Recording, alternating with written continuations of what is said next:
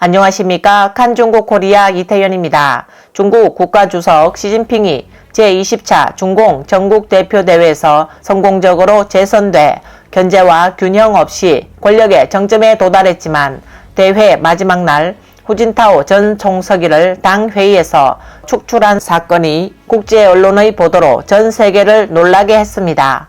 일부 분석가들은 중공 최고위층의 모순이 공개되어 시진핑의 진짜 괴로움이 이제부터 시작될 것이라고 지적했습니다.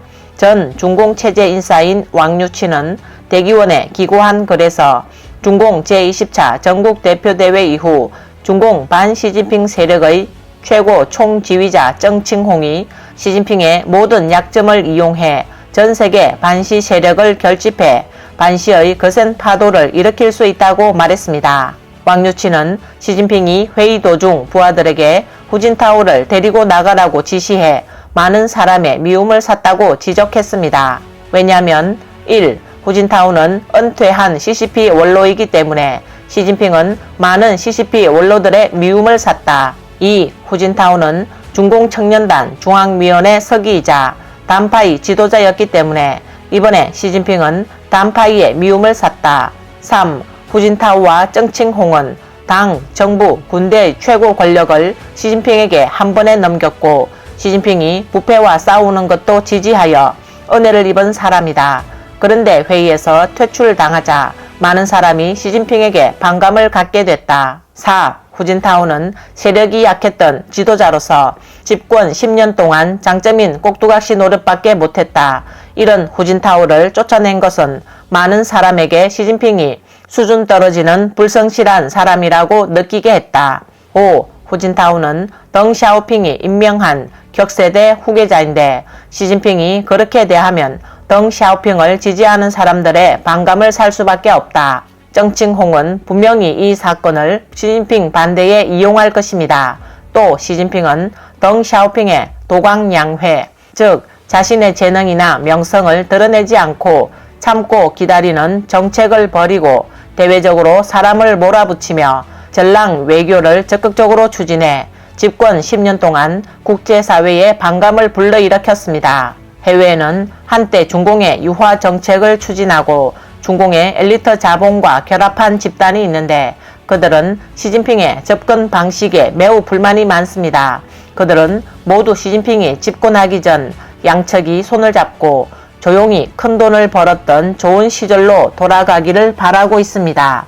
최근 몇 년 동안 이 사람들은 반공주의가 아니라 시진핑을 반대한다는 말을 많이 했습니다. 그중 월스트리트의 금융 거물인 조지 소로스가 대표적인 인물입니다.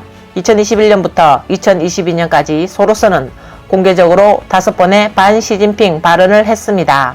정칭홍은 분명히 이 국제적인 힘을 이용해 계속해서 시진핑에게 맞서 싸울 것이고 대만 문제 또한 이용해 시진핑에게 대응할 것입니다. 왕유치는 대만을 세계의 중국인에게 자유민주주의 등대라고 지적했습니다.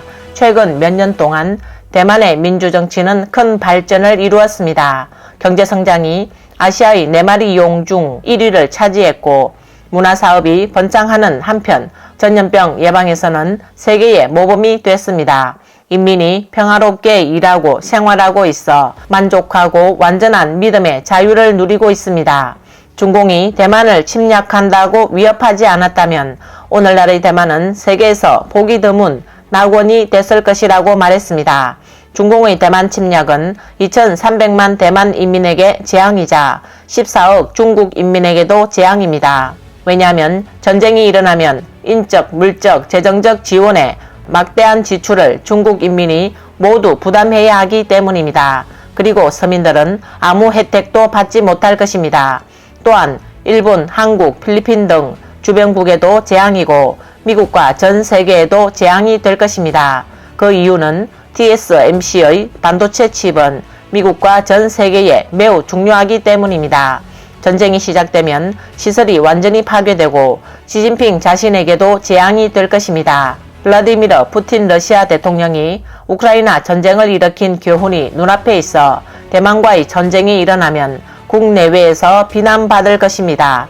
장점인은 집권 당시 대만 크기의 40여 개에 달하는 중국 영토를 러시아 등 여러 나라에 무조건 넘겼습니다. 따라서 장쩌민은 중국에서 가장 큰 매국노로 알려져 있습니다. 시진핑이 대만을 무력 침공하기를 가장 원하는 사람은 장쩌민과 정칭홍입니다.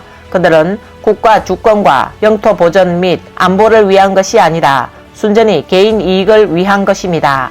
중국 속담에 도요새와 조개가 서로 물고 놓지 않으면 어부가 이익을 얻는다라는 말이 있습니다. 장쩌민파와 정칭홍파는 시진핑을 권력에서 축출하기 위해 항상 기회를 엿보고 있습니다. 정칭홍은 대만 문제를 가지고 계속 구덩이를 파서 시진핑이 안으로 뛰어들기를 기다릴 것이 분명합니다. 동시에 중국 역사 전문가이자 주원래의 말년 책 저자인 가오 웬첸도 미국의 소리에 시진핑의 고민은 이제 막 시작됐다라고 말했습니다. 지금 돌이켜보면 중공 제20차 전국대표대회는 역동적인 게임 과정이라고 할 수 있으며 유착 대결은 일중 전회가 열리기 전까지 계속됐다고 말했습니다.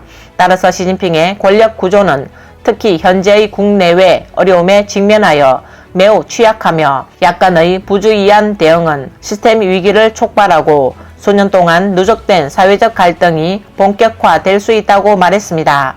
또한 시진핑파의 시가군이 시진핑의 총애를 받기 위해 다투고 싸워 머지않아 분열될 것이며 내부적인 파벌 싸움이 기존 당내의 파벌 싸움을 대신하는 것은 역사의 상식이라고 말했습니다.